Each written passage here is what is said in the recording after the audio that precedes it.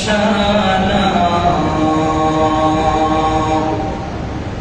এমন ঘরে শুইবি রে মন যে ঘরের নাই ঠিকানা।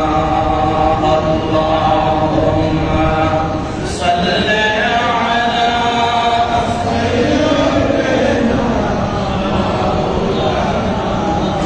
মুহাম্মাদ ওয়া আলা আলি সাইয়্যিদিনা। এমন ঘরে শুইবি রে মন যেই ঘরের নাই বাতি। মাওলানা মুহাম্মদ ওয়া আলা আলি মাওলানা মুহাম্মদ।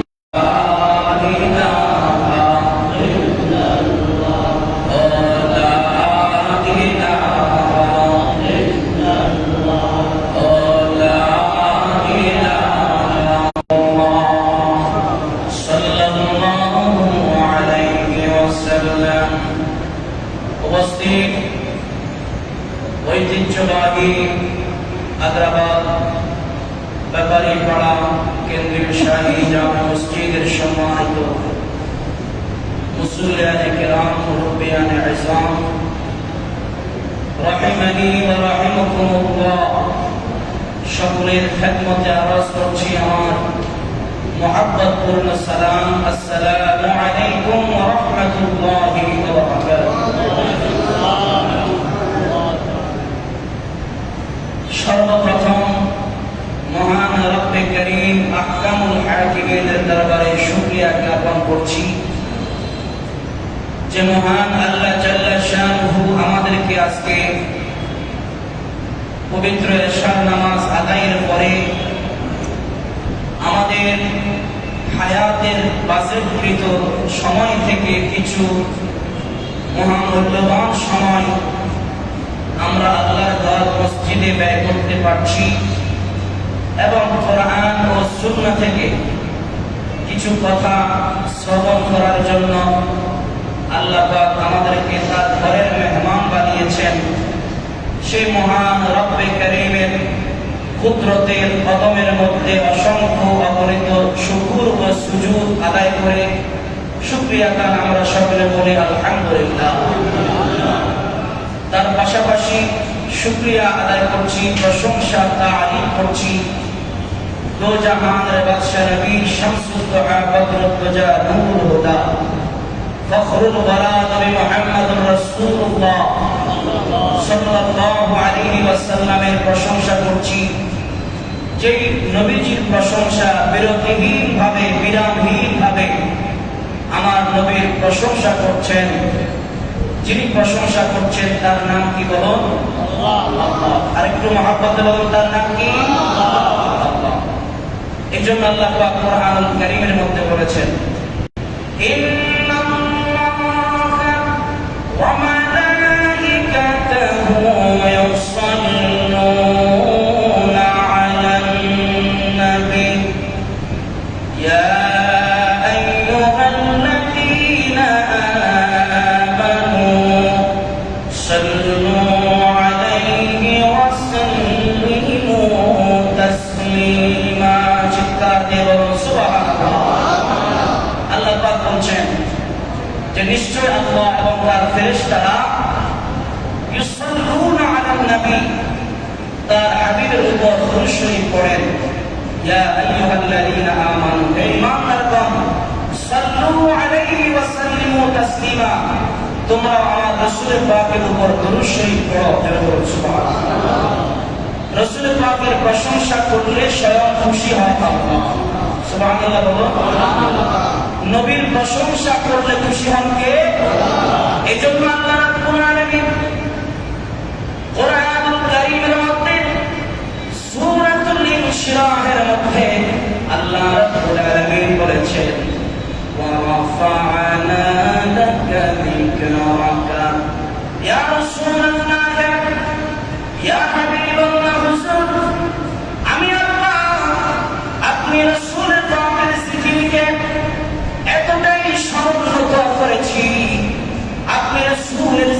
তাফসীরকে আমি আল্লাহ এমন ভাবে বৃদ্ধি করে দিয়েছি, ইয়া রাসূলুল্লাহ, আমার বান্দা যেখানে আমাকে ডাকবে আমি আল্লাহকে স্মরণ করবে, আমি আল্লাহর স্মরণের পাশাপাশি আপনি রাসূলের পাকের স্মরণ করতে হবে। জয় বলেন সুবহানাল্লাহ। এই আয়াতের তাফসীরের মধ্যে আল্লামা মাহমুদ আল-লুসি রাহমাতুল্লাহি আলাইহি, আল্লামা ইমামউদ্দিন ইবনে কাসির রাহমাতুল্লাহি আলাইহি, আল্লামা ফখরুদ্দিন রাজি রাহমাতুল্লাহি আলাইহি তাফসীর করেছেন। বলে এই তাফসীর কি হবে? ওয়া রাফা'না লাকা যিকরাকা, এটার তাফসীর কি হবে? বলে এটার তাফসীর দুনিয়ার কোন মানুষের পক্ষে করা সম্ভব নয়। এই আয়াতের তাফসীর যিনি করেছেন তিনি হচ্ছেন রব্বুল আলামিন। এই আয়াতে কারিমা যখন নাযিল হলো, জিবরাইল এসে ইয়া রাসূলুল্লাহ, ইয়া হাবিবাল্লাহ, হুজুর,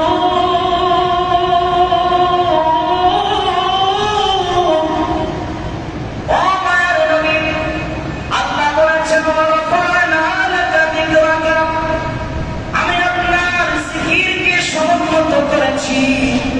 ইয়া রাসূলুল্লাহ, আপনার জিকির আপনার বান্দা করে এটা আমরা বুঝতে পারি, আমি জিবরাইল বুঝতে পেরেছি।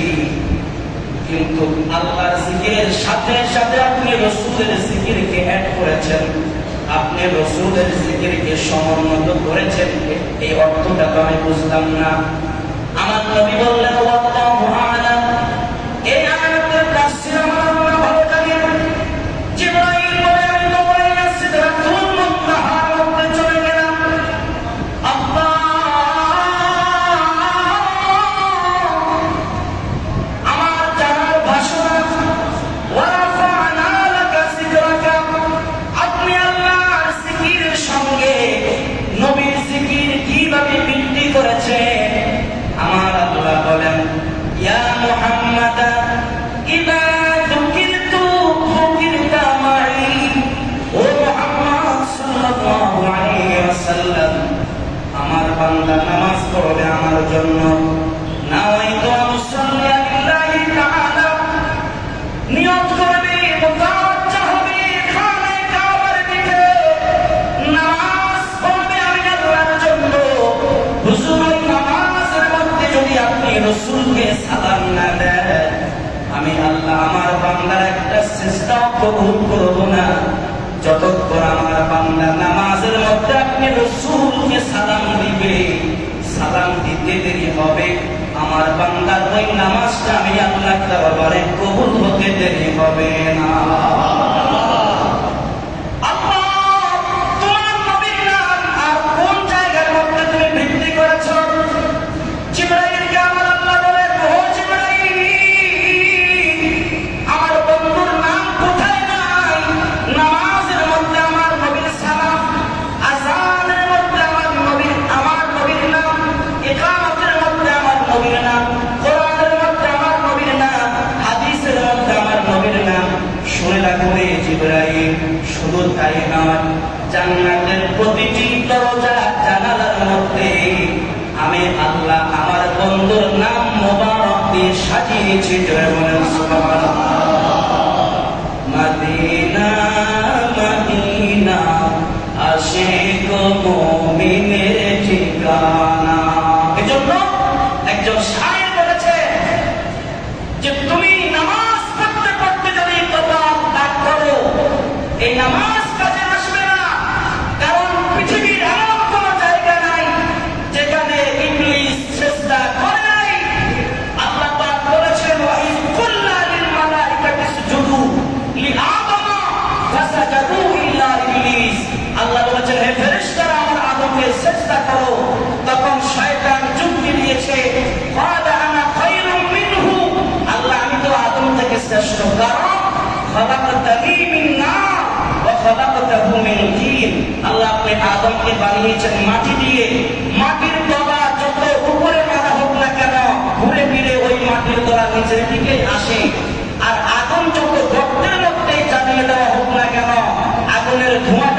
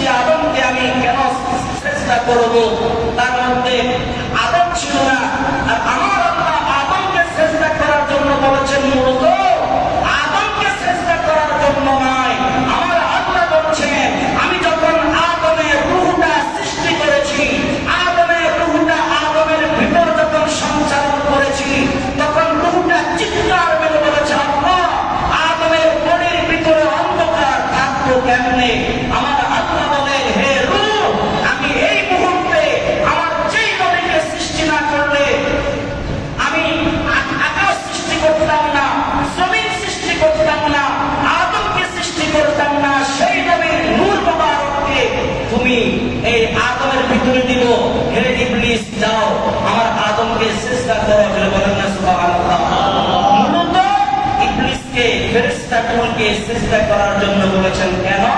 যে আদম নবীর কপালের মধ্যে আমাদের নবীজির নূর মুবারক ছিল। আমাদের নবীজির কি ছিল? নূর মুবারক।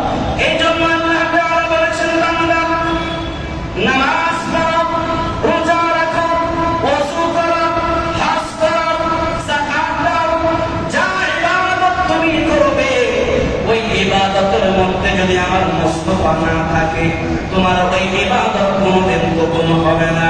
তোমার সমস্ত ইবাদতের মধ্যে যদি আমার মুস্তাফা থাকে, বান্দারে আমি আল্লাহ তো সরাসরি সময় নিয়ে তোমার সাথে দেখা করব না। তুমি যদি আমার রাসূলের আদর্শ বাস্তবায়ন করতে পারো, আমার রাসূলের দিদার তুমি দুনিয়ায় না পেলেও কবরের জগতে আমার রাসূল পাকের দিদার পাবে। সংক্ষিপ্ত আলোচনা, আমার আলোচনা আমি শেষ করে দেব। আপনারা কর্মজীবী মানুষ, শিক্ষিত মানুষ, সারাদিন ব্যস্ত ছিলেন অনেকে অনেক কাজের মধ্যে। এই সংক্ষিপ্ত কথাটা বলে আমার আলোচনা দিতে টানবো। আমি আপনি যখন মারা যাব, আমাদের পায়ের দিকে একটা গিট্টা দেওয়া হবে, বান দেওয়া হবে, কোমরের মধ্যে একটা বান দেওয়া হবে, মাথার দিকে একটা বান যখন নিবে, চারজনে চার কাঁধে করে যখন কবরের মধ্যে আমাদেরকে নিয়ে যাবে, বিসমিল্লাহির ওয়ালা মিল্লাতি রাসূলিল্লাহ, বিসমিল্লাহি ওয়ালা মিল্লাতি রাসূলিল্লাহ। যখন রাসূলের পাকের মিল্লাতে আমাকে আপনাকে দেওয়া হবে, আপনি যদি দুনিয়ার জমিনে নবীর প্রেমিক হতে পারেন, কবরের মধ্যে মুনকার নাকির দুইজন ফেরেশতা আসবে, মালাকানি ইয়াকুলানি, দুজন ফেরেশতা আসবে, ইয়াকুলানি, তারা বলবে মান রাব্বুকা, তোমার আল্লাহ কে, ওয়া মা দীনুকা, তোমার দিন কি, মা কুনতা তাকুলু ফি হাদার রাজুল আল্লাযী বুইসা ফীকুম। এই যে একজন নূরানী সুরতের মানুষ দেখা যায়, তুমি কি ওনাকে চেনো নাকি? আপনি যদি আশিক রাসূল হন, আমার দয়াল নবীজির চেহারা মোবারক দেখে আপনি মুনকার নাকির সওয়ালের জবাব যখন দিয়ে দিবেন, আমার দয়াল নবীজি চোখের পানি ছেড়ে বলবে, ও ফেরেশতারা, আমার উম্মতের কবরে আর সময় নষ্ট করিও না। এটা আমি রাসূলের খাঁটি উম্মত ছিল, খাঁটি গোলাম ছিল। আমি রাসূল আমার উম্মতকে কবুল করেছি। এই জন্য আমার রাসূল আমাকে আপনাকে যখন নূরানী নূরের মধ্যে তুলে নিয়ে মাথার মধ্যে হাত বুলিয়ে দেবে, আমার আপনার ঘুম চলে আসবে। আর ফেরেশতারা বলবে, নাম কানামাতিল আরুস, ও আল্লাহর বান্দা, তুমি এমনি ভাবে ঘুমাও, নবদম্পতি বাসর ঘরে যেইভাবে আরামে ঘুমায়, দুনিয়ার কোনো মানুষ তাদেরকে ডিস্টার্ব করে না, তাদেরকে ডাকতে যায় না। ও আল্লাহর বান্দা, তুমি মুনকার নাকির সওয়ালের জবাব দিতে পেরেছো, তুমি দয়াল নবীজিকে চিনতে পেরেছো, দয়াল নবী তোমার মাথার উপরে হাত ধরে দিয়েছেন। যতক্ষণ পর্যন্ত ইসরাফিল সিংহায় ফু না দিবে, ততক্ষণ পর্যন্ত তুমি কবরের মধ্যে আরামে ঘুমাতে থাকো। জোরে সুবহানাল্লাহ।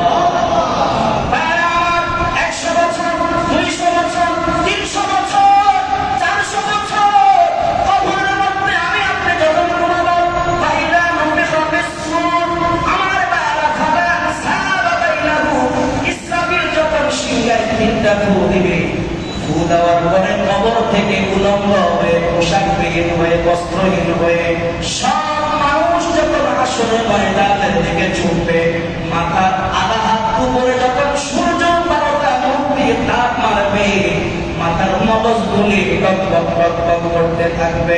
সমস্ত মানুষ আদম নবীর কাছে যাবে, ও বাবা আদম বাদশাহ, আদম গো, আমাদের জন্য আল্লাহর দরবারে একটু সুপারিশ করেন। হযরত আদম নবী বলবেন, লাস্তু হুনাকুম লাস্তু লাহা, এই দায়িত্ব আমার জন্য নয়, তোমরা চলে যাও ঈসা নবীর কাছে। ঈসা নবী বলবে, এই দায়িত্ব আমার জন্য নয়, তোমরা চলে যাও নূহ নবীর কাছে। 1,24,000 নবী রাসূল যেদিন আমাদেরকে মুক্তি দেওয়ার জন্য দায়িত্ব নেবে না, ওই কঠিন মুসিবতের সময় আমার আপনার দয়াল নবী আল্লাহ পাকের কুদরতি কদমের মধ্যে সিজদায় পড়ে যাবে। আল্লাহ বলবে, ইয়া মুহাম্মদ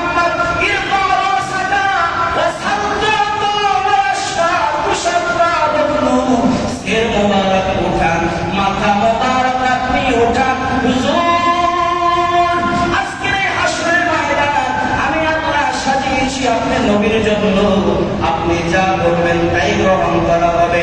আমার নবী বলবে আল্লাহ ওই যে ফেরেশতারা হাতের মধ্যে জাহান্নামের ডান্ডা বেড়ি লাগিয়ে জাহান্নামের দিকে নিয়ে যাচ্ছে, আমি রাসূলের মনে চাই তাদেরকে ওই ফেরেশতাদের হাত থেকে রক্ষা করে জান্নাতে দেওয়ার জন্য। আমার নবী যাইয়া ফেরেশতাদেরকে বলবে, ও মালিক ফেরেশতা কোথায় যাও আমার উম্মতকে নিয়ে?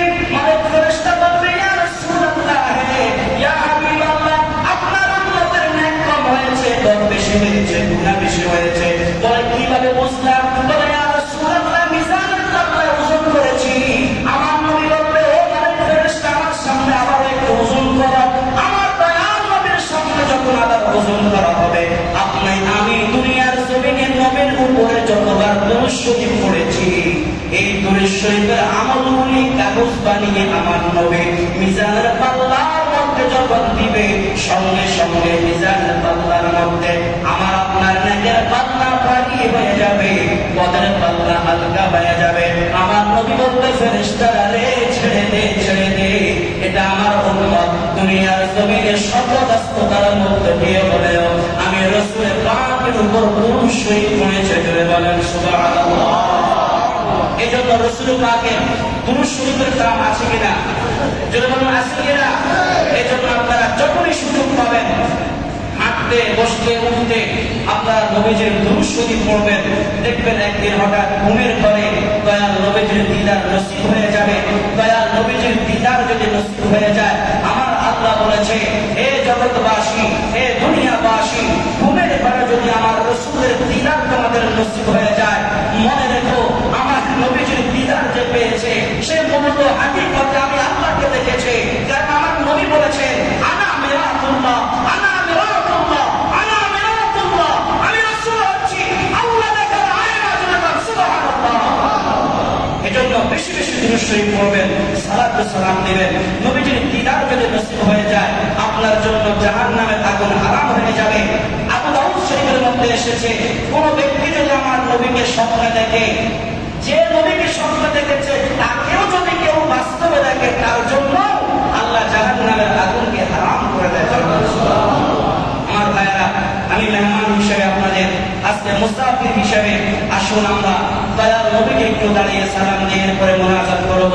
ইয়া নবী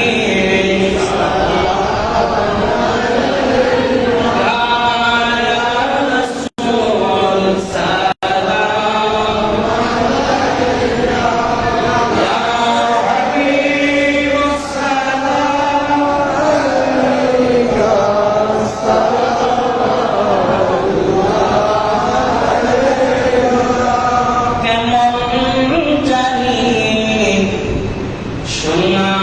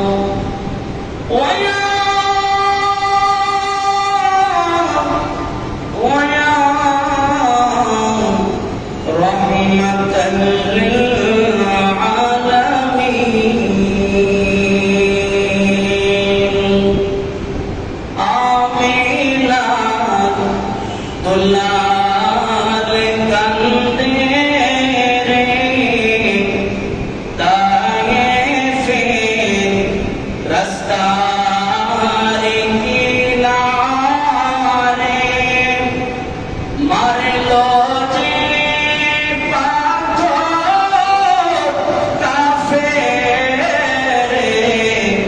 দয়া নাই তাদের অন্তরে।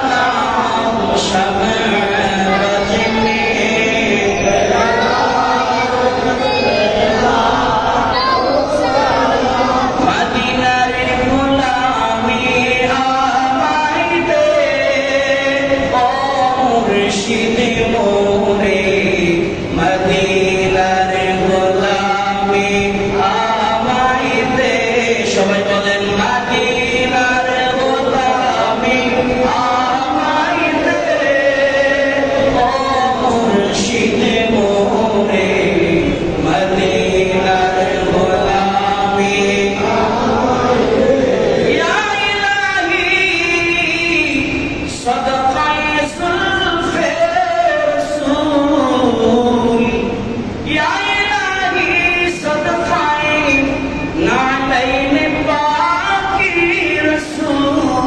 নবী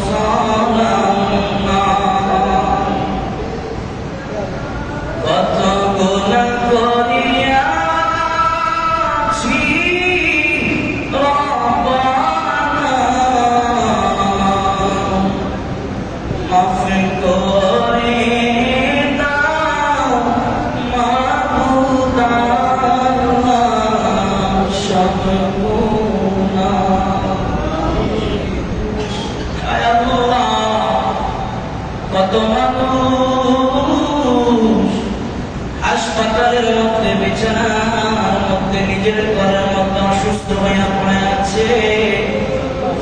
আল্লাহ কত চিৎকার করে করে কান্না করে, আল্লাহ আমাদেরকে সুস্থ রেখেছো, তোমার ঘর মসজিদে আসতে পেরেছিলে আল্লাহ।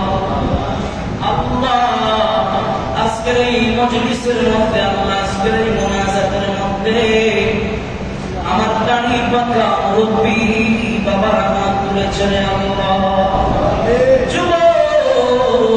যুবক ভাইয়েরা হাত তুলেছে, ইসমের কচি কাচারা হাত তুলেছে।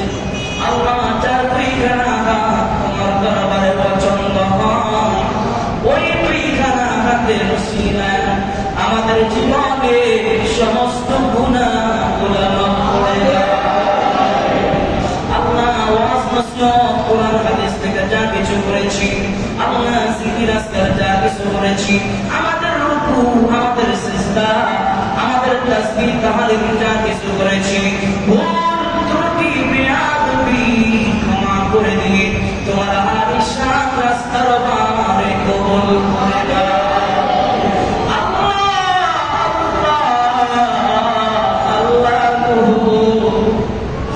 ওই দয়াল নবীজির নুরানি রওজা মুবারকে আজকের সওয়াবগুলো পৌঁছাবে। জয় নবী তাইফের ময়দানে উম্মতি উম্মতি বলে কেঁদেছে। জয় নবী উহুদের ময়দানে দন্ত মোবারক শহীদ করার পরেও উম্মতি উম্মতি বলে কেঁদেছে আল্লাহ। দয়াল নবীজি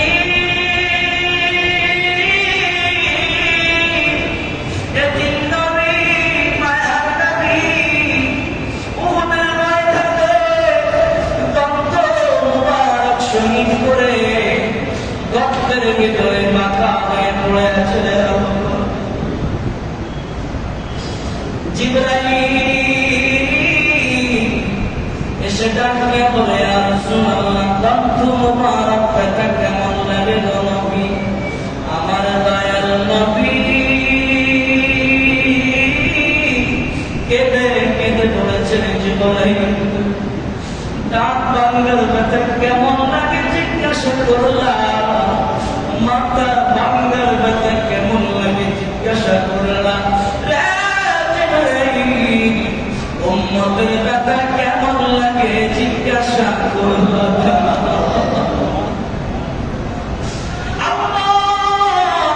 যেই নবী দন্ত শহীদ করে উম্মতকে ভুলে না, যেই নবী মাথা মোবারক ফেটে রক্ত বের হওয়ার পরে উম্মতকে ভুলে না, ওই দয়াল নবীজির নুরানি রওজা মুবারকে আজকের সওয়াবগুলো পৌঁছায়। আমার মুরব্বী বাবারা যারা হাত তুলেছেন আল্লাহ, অনেক মুরব্বী বাবাজিরা খানায় কাবা নিজের চোখে দেখেছে আল্লাহ। তোমার নবীজি রওজা মুবারক থেকে দেখে সালাম দিচ্ছে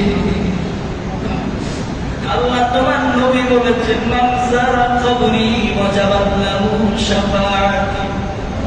আমি নবী রওজা মুবারক যে জিয়ারত করলো তার জন্য সুপারিশ করা আমি নবীর জন্য ওয়াজিব হয়ে যায়।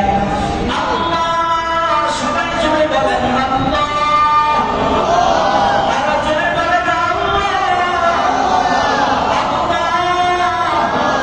জীবনে একবার হলেও মক্কা মদিনা যাওয়ার তৌফিক আল্লাহ। জানি না কার মা আছে, কার বাবা নাই, কার বাবা আছে, কার মা নাই রে আল্লাহ। যাদের মা বাবা অন্ধকার কবরে, জানি না কার মা বাবার কবরে জাহান্নামের আগুন তাও না করে জ্বলবে।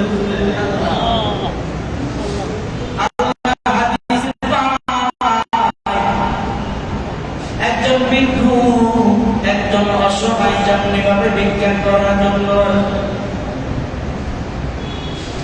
মা বাবার ইন্তেকালের পরে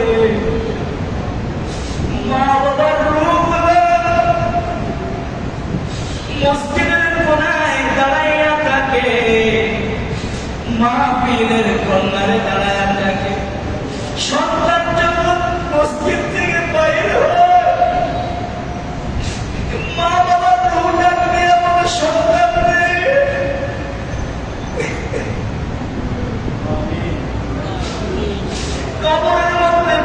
কষ্টের মধ্যে আছি।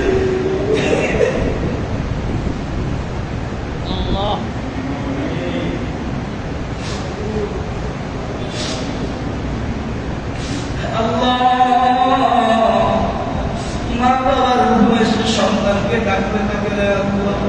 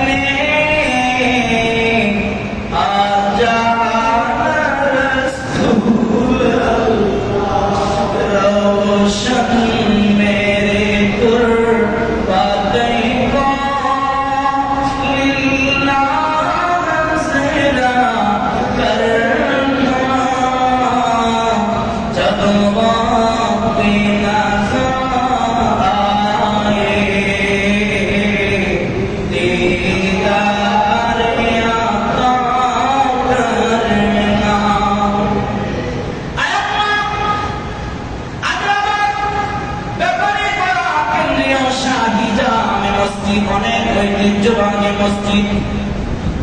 আল্লাহ তাআলা এই মসজিদে জায়গা দিয়েছেন, এই মসজিদ করে দিয়েছেন, প্রতিষ্ঠা করেছেন। আল্লাহ আজকে তারা কবরে, তাদের প্রত্যেকের কবরে সওয়াবগুলো পৌঁছায়